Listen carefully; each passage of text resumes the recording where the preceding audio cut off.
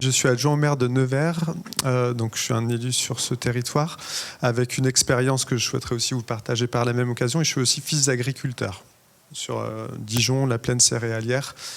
Pas l'élevage, mais en tout cas, vous avez une très belle région ici.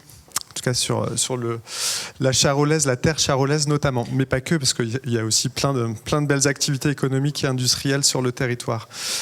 Du coup, je voulais vous parler... Alors, il y a beaucoup de choses qui ont été dites.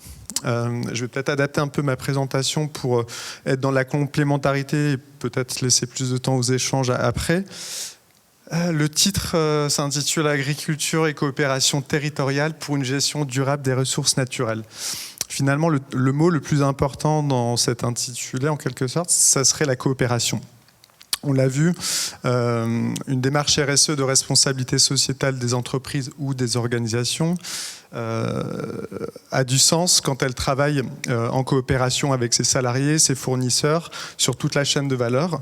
Et en tout cas, c'est un peu le message que je vais passer au cours de la présentation sur le fait qu'aujourd'hui, le monde économique ne travaille peu, voire pas, avec le monde agricole. Les territoires travaillent évidemment avec l'ensemble des acteurs des territoires, donc le milieu agricole, économique notamment. Donc il y a un certain nombre de documents de planification, il y a des jargons un peu techniques, je m'en excuse pour les jeunes ici présents, mais c'est important que vous le sachiez. Je parlerai de plan climat, air, énergie territoriale, de plan d'alimentation territoriale. Et ça montre que voilà, sur un territoire, il y a un certain nombre d'outils, de dispositifs qui existent sur lesquels les agriculteurs, les acteurs économiques, les citoyens, les associations vont pouvoir finalement travailler et coopérer ensemble pour relever le challenge de la mutation agroécologique qui devrait se mettre en place. Donc c'est vrai qu'aujourd'hui on arrive à un système international de flux financiers, de capitaux qui arrive un peu à son terme. On le voit avec la guerre en Ukraine qui va engendrer des conséquences sur les factures d'énergie, pour les entreprises en particulier, mais aussi les collectivités. Voilà, Ville de Nevers, comme plein d'autres collectivités, on a plusieurs millions d'euros d'économies à trouver d'ici les semaines à venir pour équilibrer le budget 2023. Et la question de la souveraineté énergétique, et la question de la souveraineté alimentaire, eh ben, c'est avec la jeunesse, j'ai envie de dire, et tous les acteurs du territoire qu'il va falloir construire ça. Et on est un peu au pied du mur. Donc le plan de sobriété qui a été annoncé par le ministre de la Transition écologique ce matin pour réduire de 10% la facture d'énergie dans les semaines et les mois qui viennent, c'est un vrai sujet, mais c'est que le début et ça va accélérer par la suite. Effectivement, peut-être pour préciser qu'aujourd'hui, tout est basé sur l'énergie. On a un fonctionnement qui est vraiment basé sur la ressource naturelle qui est gratuite, qui appartiennent à certains États ou certaines entreprises multinationales qui sont le pétrole, le gaz, qui arriveront à terme d'ici 2030. On atteindra le pic. C'est déjà passé pour le pétrole, pour le gaz avant 2030. Mais du coup, ça va être de plus en plus cher pour extraire ce pétrole ou le gaz, sans parler des conflits géopolitiques qui vont peut-être aussi être de plus en plus importants. Donc on le voit, l'agriculture, c'est à peu près une empreinte carbone qui est de l'ordre de 25% en moyenne liée à l'alimentation, on va dire. En général, c'est 19% pour l'agriculture. Donc ça montre le niveau de dépendance aux énergies fossiles. Et ça veut dire qu'aujourd'hui, une exploitation de 100 hectares céréalières, par exemple, a du sens quand on a du pétrole en abondance et n'aura plus de sens dans les années à venir quand il va falloir effectivement payer très cher le pétrole. Donc, c'est ce qui a été présenté juste avant et bravo pour ce retour d'expérience et cette reconversion aussi, puisque apparemment vous étiez dans le milieu industriel, en tout cas vous avez suivi une formation dans le domaine et ça montre aussi à la jeunesse qu'il ne faut pas se fixer de barrières. C'était un peu le message qui a été transmis au fil des interventions dans la journée. C'est pas parce que vous allez suivre un cursus, une formation aujourd'hui que dans 2 ans ou 5 ans, vous n'allez pas peut-être bifurquer et partir sur une autre orientation. Bien au contraire, faites-le. Si on vous empêche de le faire, fiez-vous à votre instinct, à vos intuitions. Et il y aura du monde qui sera à votre écoute. En tout cas, il y a un ensemble d'acteurs associatifs et des acteurs du territoire qui seront là pour vous accompagner à créer de nouvelles activités, et notamment sur les enjeux de souveraineté énergétique et alimentaire. Donc la notion de service écosystémique, je ne vais pas y revenir très longtemps.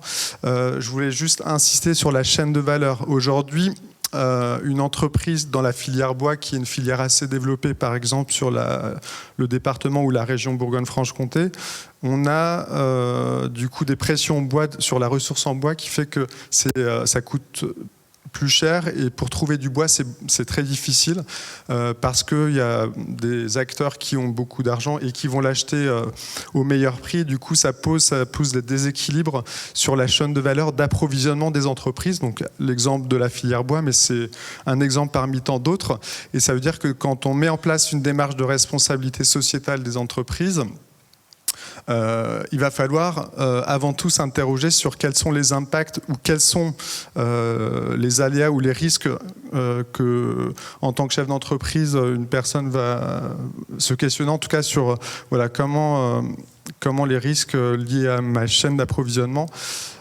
quelle est ma dépendance à certains risques, pardon, je vais essayer de trouver mes mots, et du coup c'est un vrai sujet sur lequel il va nécessiter d'introduire certaines réflexions.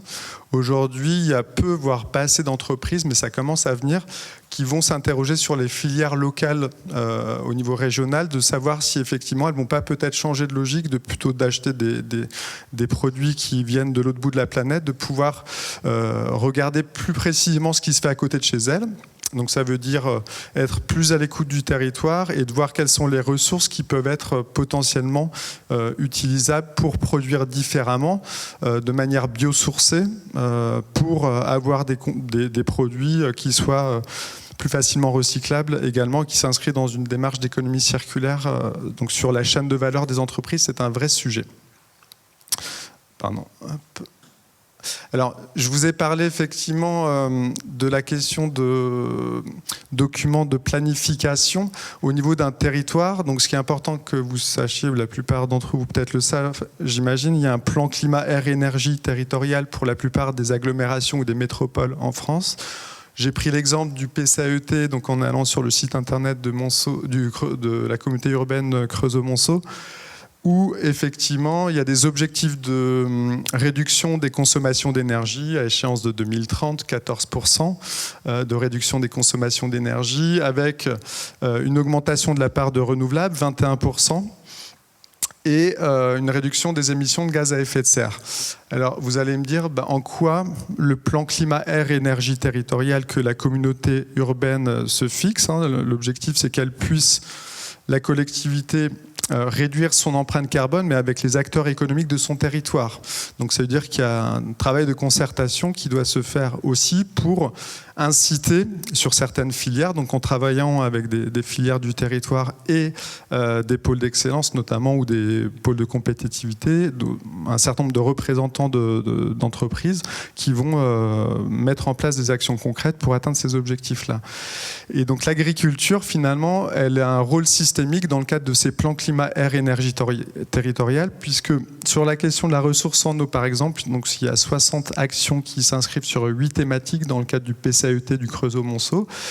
Du coup, la question de la ressource et de la gestion de l'eau, il y a effectivement des liens étroits qui se font avec le monde agricole.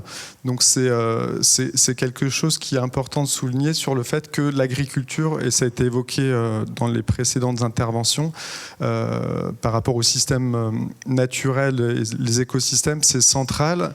Et sur la notion des renouvelables aussi, il y a des choix, des questionnements qui se font aujourd'hui sur comment l'agri-photovoltaïsme, comment le développement du photosolaire peut se faire sur un territoire, dans quelles conditions est-ce qu'on laisse finalement les choses se faire naturellement sans mettre de contraintes et au risque de voir les terres agricoles se voir artificialisées, ou est-ce qu'il y a des contraintes, des limites qui sont faites à cela, et du coup effectivement il y a des documents d'urbanisme qui le permettent.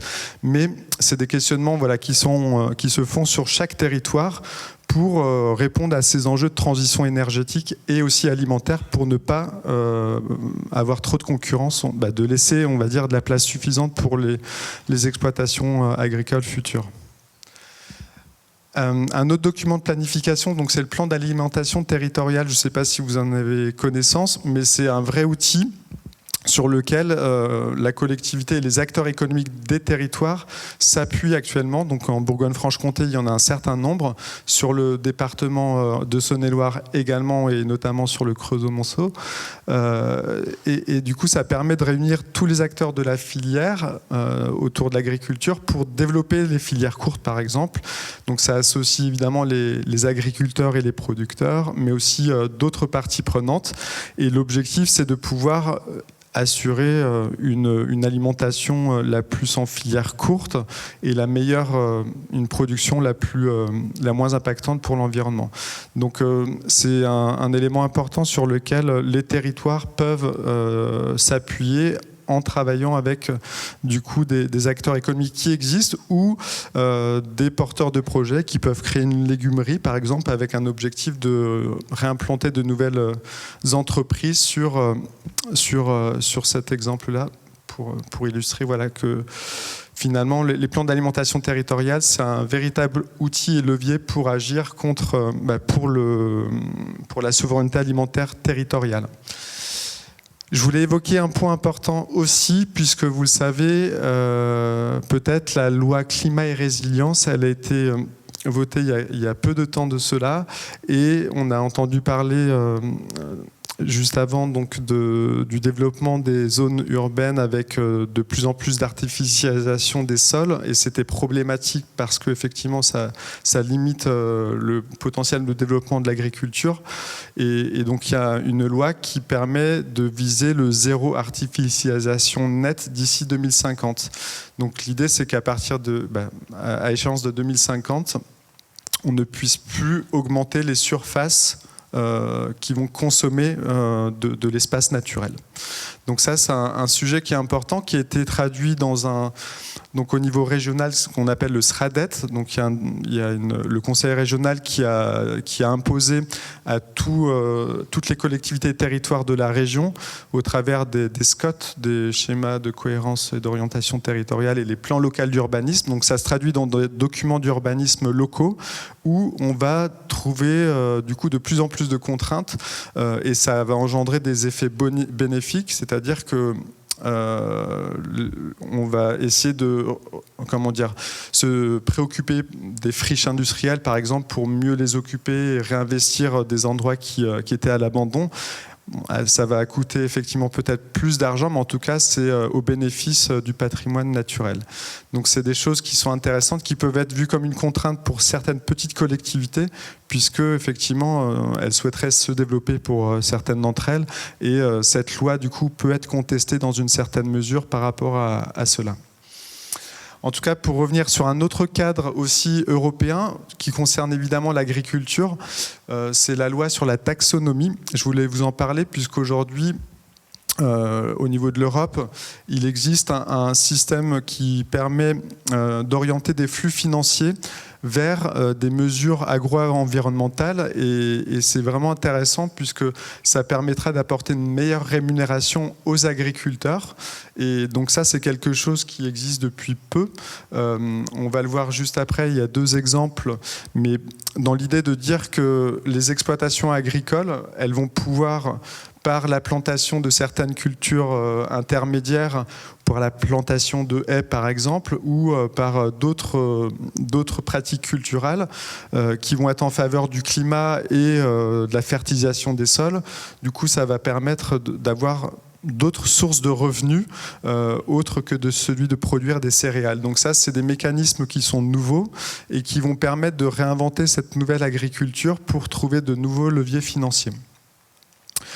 Donc cette nouvelle agriculture, ça a été évoqué précédemment. Alors on utilise plein de termes différents, mais en tout cas l'avenir de l'agriculture, c'est pas l'agriculture de l'après-guerre, de l'après-deuxième guerre mondiale que l'on a connue, qui arrive en bout de souffle. Alors heureusement et bravo au travail qui est fait aussi par les chambres d'agriculture pour accompagner toute la filière agricole, sylvicole aux conséquences du dérèglement climatique notamment, et pour partir sur d'autres systèmes de production plus résilients.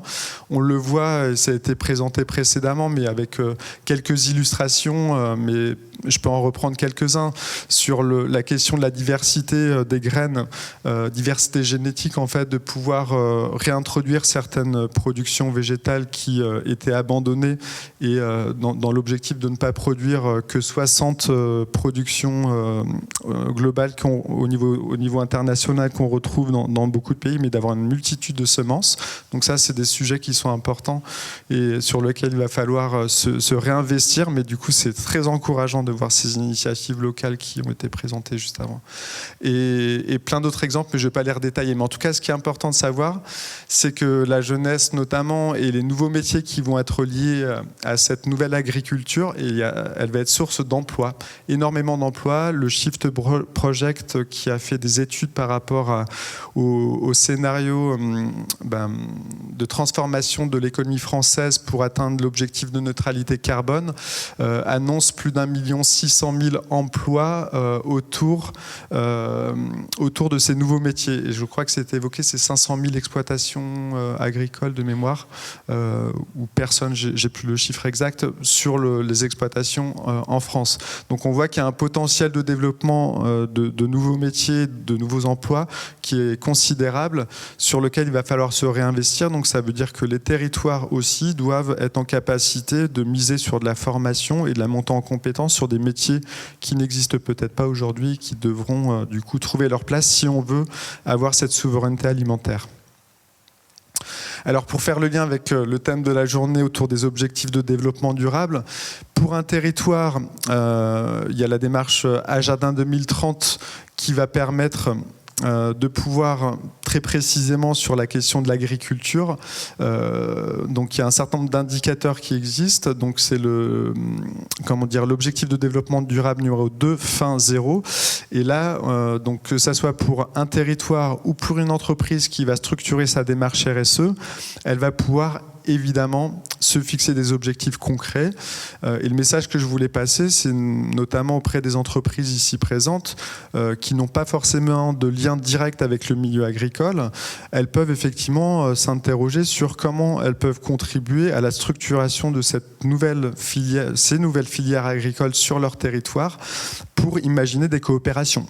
Et c'est vrai que dans la norme ISO 26000 sur la question centrale ancrage territorial, contrairement aux autres questions centrales de la norme de développement durable, il est demandé aux entreprises de pouvoir non pas s'interroger sur ces pratiques à elles, mais les pratiques qu'il y a sur le territoire. Et donc ça devrait être un réflexe, on va dire, dans toutes les entreprises qui souhaitent vraiment impulser une démarche de développement durable, de pouvoir, pourquoi pas, aller rencontrer des agriculteurs, des sylviculteurs, des exploitations à proximité de chez elles pour découvrir les problématiques concrètes et aussi élargir un peu leurs réflexions, notamment sur la question de la chaîne de valeur pour relocaliser certains approvisionnements. Voilà. Bon, après, je ne vais pas reprendre plus que cela toutes les bonnes pratiques ont été exposées juste avant. Sachez qu'il y a des études qui ont été faites avec cette nouvelle agroécologie qui va être, on l'espère tous, en tout cas cette agriculture de demain sur des fermes, des exploitations beaucoup plus petites que celles que l'on retrouve actuellement, avec une densité, une multiplicité de cultures en associant l'élevage notamment, mais aussi les énergies renouvelables. Tout ça de manière équilibrée, tout en résistant aux aléas climatiques par rapport aux îlots de chaleur notamment, la gestion de la problématique, la problématique de la gestion de la ressource en eau. Donc il y a un certain nombre de bonnes pratiques qui sont reprises dans un ouvrage qui s'appelle, donc il y a un site internet qui est très bien fait, les greniers d'abondance, vers la résilience alimentaire. Et on retrouve effectivement sur ce site internet un certain nombre d'informations qui sont exposées sur cette slide-là, et c'est très bien illustré. Du coup, ça permet aussi pour les entreprises qui s'engagent dans une démarche de développement durable, sur l'objectif de développement durable que j'ai évoqué juste avant, peut-être de trouver un levier d'action qui est exposé ici. S'il y a des collectivités ou même des entreprises qui souhaitent se positionner sur la question de l'agriculture pour qu'elles puissent engager des actions concrètes avec le monde agricole, sachez qu'il existe un outil qui s'appelle Crater, qui est un calculateur de la résilience alimentaire des territoires ville par ville. On peut retrouver énormément d'informations, c'est riche d'informations, c'est accessible à tous gratuitement, et on retrouve notamment sur ce site internet un certain nombre d'outils, notamment un fichier Excel qui permet de faire un autodiagnostic sur une commune, une petite commune, ça peut être une communauté d'agglomération, ça peut être un département ou une région, et on va retrouver toute une méthodologie qui est vraiment basée sur une méthodologie qu'on retrouve dans les objectifs de développement durable, c'est sensiblement la même, on va déterminer les enjeux les plus importants, et sur la base des enjeux les plus importants, on va décliner un plan d'action avec des actions prioritaires et des moyens pour les mettre en œuvre. Donc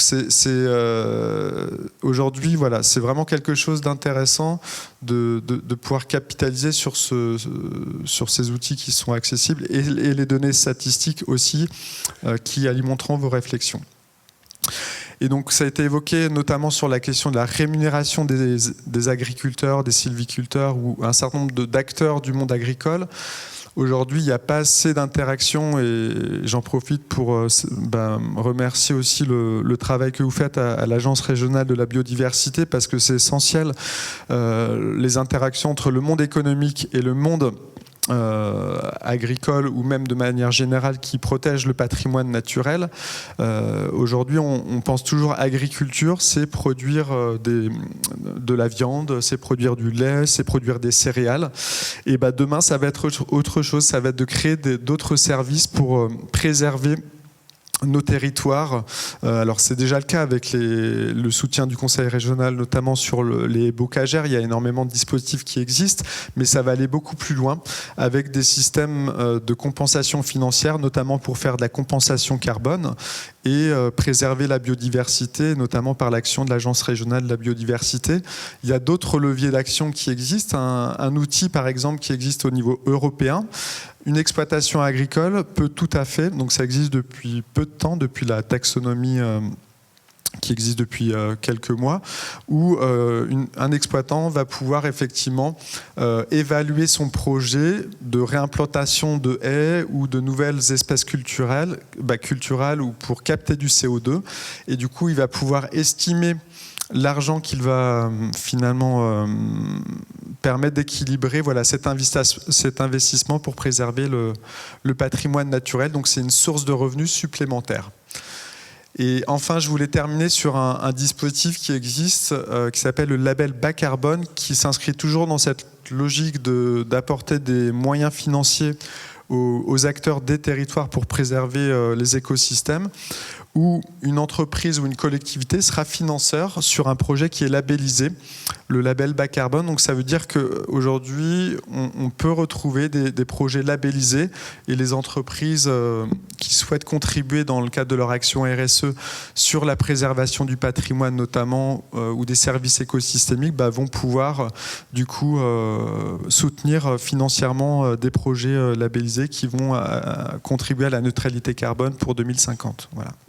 En quelques mots, ce que je voulais vous apporter comme information. Merci à tous, et je voulais simplement quand même terminer en conclusion sur la dynamique du réseau RSE. Ça a été évoqué tout à l'heure par Patricia Delia de la région Bourgogne-Franche-Comté, où on a un ensemble d'acteurs sur le territoire qui œuvrent dans la même direction pour déployer des démarches RSE dans les entreprises notamment. Et il y a aussi le réseau de la transition écologique et énergétique qui est piloté par l'ADEME. Et il y a vraiment un écosystème riche, en tout cas, pour relever tous les défis qui nous concernent. Merci.